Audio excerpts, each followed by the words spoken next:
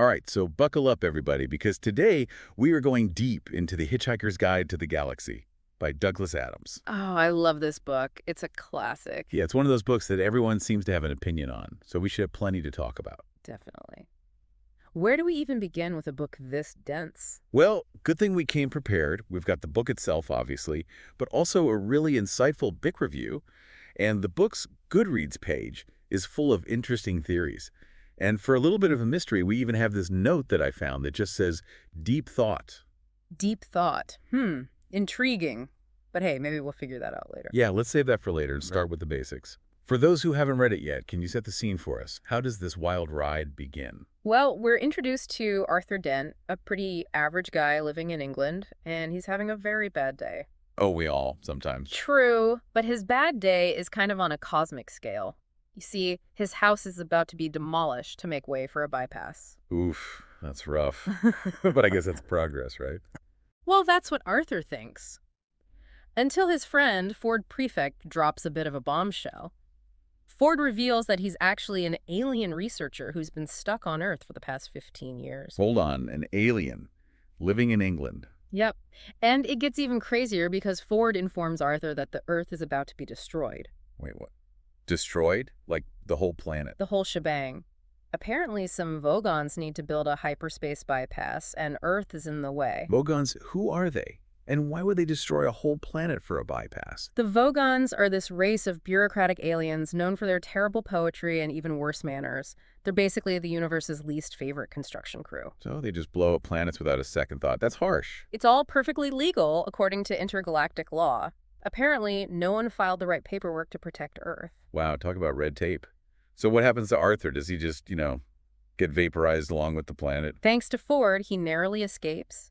They manage to hitch a ride on a Vogon spaceship just seconds before Earth goes kaput. Whew, close call. But being stuck on a spaceship with the Vogons doesn't sound like much of an improvement. It's not exactly a luxury cruise. The Vogons are notoriously unpleasant, and their poetry is said to be the worst in the universe. Vogon poetry. I've heard rumors, but I gotta ask, is it really that bad? It's legendary for its awfulness. Think of it as the most boring tax audit you've ever endured, but in verse form. Ouch, that's a brutal image. I think I'd rather face the demolition crew myself. I hear you. But the fun's just getting started. Believe it or not, Arthur and Ford eventually escape the Vogons, and that's when they meet a character you might have heard of, Zaphod Beeblebrox. Zaft Beeblebrox. Now that's a name that brings back memories. 2 heads, 3 arms, right? That's the one. He's the semi-galactic president, a bit of a rogue, and he just happens to have stolen this amazing spaceship called the Heart of Gold. Hold on, the Heart of Gold. Isn't that the ship with what was it called? The infinite improbability drive. Bingo! The Heart of Gold can travel anywhere in the universe instantaneously, thanks to this incredibly powerful and unpredictable device. Talk about an upgrade from the Vogon ship. So where does the Zaphod character take them? He's on a quest to find the legendary planet of Magrathea. Magrathea. Okay, I need a refresher. What's so special about Magrathea? Well, Magrathea was known for building custom-made planets for the ultra-wealthy. Imagine being able to order a planet designed to your exact specifications. Wow, that's next-level luxury. So it's like a lost world of advanced technology and riches. Pretty much. But the catch is, no one knows if Magrathea even exists anymore. So they're on a treasure hunt through the cosmos. This is getting good. Oh, we're just scratching the surface. There's a whole lot more weirdness and wonder coming up. All right, so we have Arthur, the accidental space traveler, Ford, the alien researcher, Zaphod, the 2-headed galactic president, and they're all on this stolen spaceship searching for a lost planet of legendary planet builders. And don't forget about Marvin. Marvin? Who's Marvin? Oh, he's the robot. They pick him up along the way. He's perpetually depressed, but he does come in handy from time to time. A depressed robot. Well, this just keeps getting more and more interesting. Buckle up, because it's about to get really wild. We'll dive into all that and more when we come back. So last time we left our heroes hurtling through space in the Heart of Gold, searching for this legendary planet, Magrathea. Remember, it's the planet that builds planets, right? Yeah, it's like the ultimate cosmic real estate developer. Pretty wild stuff. Totally wild.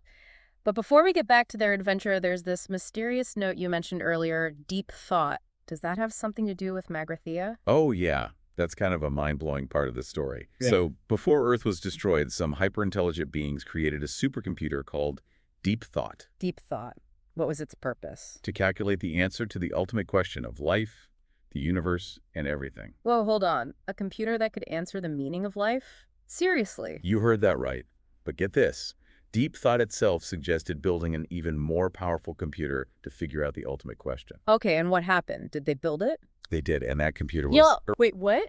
You're telling me our planet was a giant computer? Yep, a computer designed to figure out the ultimate question. But, as we know, it got destroyed before it could finish the calculation. Wow, that's heavy. So how does Magrathea tie into all of this? Well, Zaphod believes that the planet builders of Magrathea might hold some clues to the ultimate question.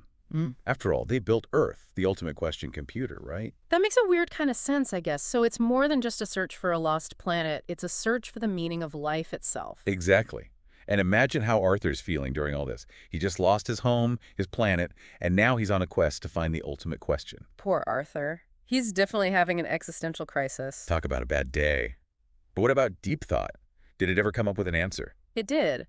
After 7.5 million years of calculations, deep thought determined that the answer to the ultimate question of life, the universe, and everything is 42. 42.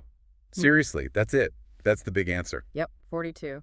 The problem is, no one knows what the question is. Hold on. They have the answer, but not the question. That's like having the punchline without a joke. Precisely. And this is where this whole idea of optimistic nihilism comes in. Optimistic nihilism. What's that? It's this idea that the universe might not have an inherent meaning, but that doesn't mean we should just give up. It's about embracing the absurdity and finding your own meaning in the journey. So it's not about getting all the answers. It's about enjoying the ride, even if the destination is unknown. You got it. And The Hitchhiker's Guide to the Galaxy really captures that spirit. It's funny, it's thought-provoking, and it doesn't take itself too seriously. Right, even though it's dealing with some pretty heavy stuff. Right. So what happens when they finally reach Magrathea? Do they find what they're looking for? Well, they do find Magrathea, but it turns out it's not exactly what they expected. What do you mean? The planet is deserted. It's been dormant for millions of years. It seems like the planet-building business has dried up. So it's a bust. They traveled all that way for nothing. Not exactly. They make a pretty startling discovery while they're there. They find out that Earth was actually commissioned by mice. Hold up, mice. You mean those tiny little creatures that eat cheese? The very same. But these aren't your average house mice. They're hyper-intelligent, pan-dimensional beings. Okay, this is getting weirder by the minute. So these super smart mice created Earth. Why?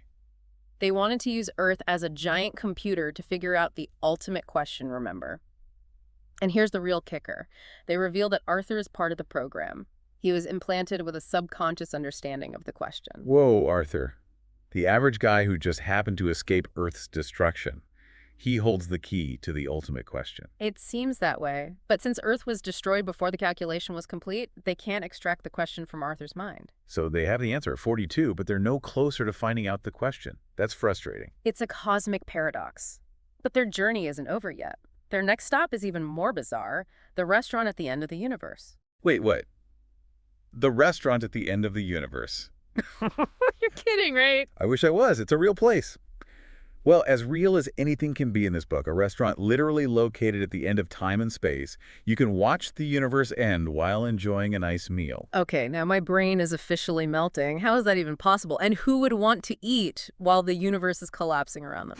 Well, that's the beauty of the infinite improbability drive, right? It can take you anywhere, even to the end of time. And as for who dines there, let's just say it attracts a very unique clientele. I can only imagine. Yeah. But what about the ultimate question? Do they ever find out what it is? Do they save the universe? Well, I don't want to spoil all the fun. Let's just say Arthur's journey is far from over, and there are plenty more surprises in store for him and for us. Okay, fine. You've got me hooked. But this feels like a good place to take a breath. We'll have to continue this wild ride in the final part of our deep dive into The Hitchhiker's Guide to the Galaxy. All right, so we're back and ready to finish our deep dive into The Hitchhiker's Guide to the Galaxy. When we left off, Arthur and the crew were on their way to the restaurant at the end of the universe. I'm still trying to wrap my head around that whole concept. Yeah, it's a pretty wild idea, right? A restaurant where you can dine while watching the universe come to an end. It just seems impossible. Wouldn't everyone inside be destroyed, along with everything else? Well, you have to remember that the restaurant exists outside of regular time and space, so it's not really affected by what happens to the Put it universe. in its own little pocket dimension. Exactly. You get to enjoy your meal, watch the ultimate cosmic fireworks show, and then you're just kind of popped back into your own time. That's both amazing and a little terrifying. Yeah. But what's the point of going to a restaurant at the end of the universe? Is it just for the spectacle? It's more than just a show. It really makes you think about time and existence and the meaning of life. If you knew the universe was ending, how would it change the way you live? Would you cling to the past or embrace the present moment? Those are some really deep questions. I bet Douglas Adams had some interesting thoughts on that. So what happens at the restaurant? Who do they meet? Oh, they meet all sorts of interesting characters. There's the band Disaster Area, whose music is so loud it can literally destroy planets. Okay, that's a band I wouldn't want to see live. Yeah, they're a bit much. And then there's the ruler of the universe, who's surprisingly chill about the whole apocalypse thing. So it's a mix of chaos and philosophy. Do they learn anything new about the ultimate question or the meaning of life? They don't get any straight answers, but they do gain some insights into the nature of reality. The whole experience really reinforces that theme of optimistic nihilism we talked about earlier. Right, that idea that even if the universe is meaningless, we can still find joy and meaning in our own lives.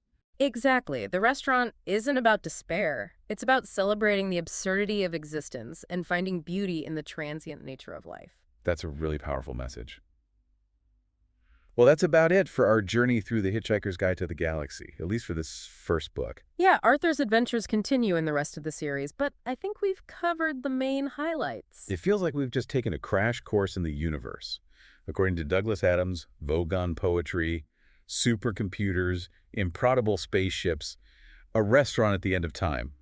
What a wild ride. It definitely has been. And through it all, I think we've learned some valuable lessons. Always bring a towel, don't panic, and the answer to life, the universe, and everything might just be 42. So, to wrap things up, I'll leave you with this thought. If you had the chance to ask Deep Thought a question, what would it be? Remember, it's not about the answer, but about the question itself. That's a great question for our listeners to ponder, and it's been a pleasure exploring the universe of the Hitchhiker's Guide to the Galaxy with you. Until next time, keep exploring, keep questioning, and don't forget your towel. So long, and thanks for all the fish.